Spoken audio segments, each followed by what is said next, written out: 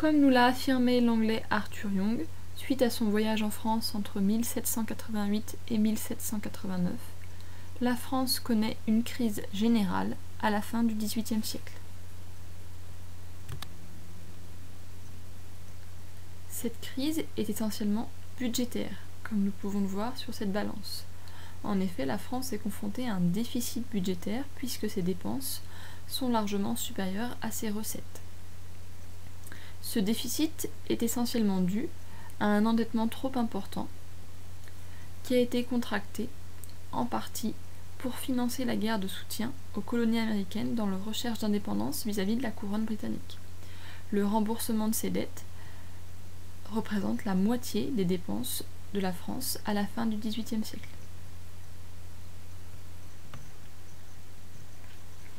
La société française considère également que les fastes de la cour royale, et en particulier la coquetterie de la reine Marie-Antoinette, ont contribué au déficit des finances royales. La fiche du film que vous avez sous les yeux a été réalisée par Sofia Coppola pour son film Marie-Antoinette.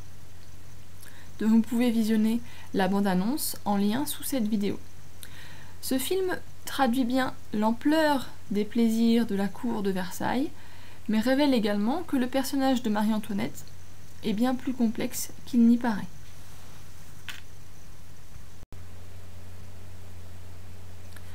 Quoi qu'il en soit, cette cour ensevelie dans les plaisirs fait d'autant plus scandale que, comme nous l'affirmait Coppola et comme nous le montre cette peinture, le peuple français a faim à la fin des années 1780.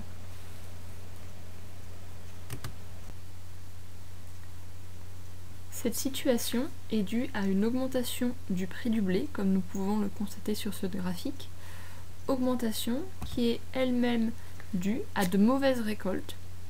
En effet, on observe que sur le second graphique, quand les récoltes diminuent, le prix du blé augmente. Ces mauvaises récoltes sont dues au retour des catastrophes climatiques au cours des années 1780, qui vont diminuer la production de blé et par conséquent augmenter le prix du pain. Pain qui est l'élément essentiel dans l'alimentation du peuple au XVIIIe siècle. Enfin, dans ce contexte de crise générale, des mouvements de révolte éclatent lorsque le roi affirme son absolutisme et limite les libertés du peuple. Le peuple se révolte alors afin de revendiquer ses droits. Ainsi, par exemple, la population de Grenoble se soulève le 7 juin 1788 en jetant des tuiles sur les soldats du roi venus arrêter les parlementaires qui manifestaient devant le Parlement de Grenoble suite à une réforme royale qui réduisait leur pouvoir et imposait l'autorité du roi sur la législation locale. Cette journée porte ainsi le nom de journée des Tuiles.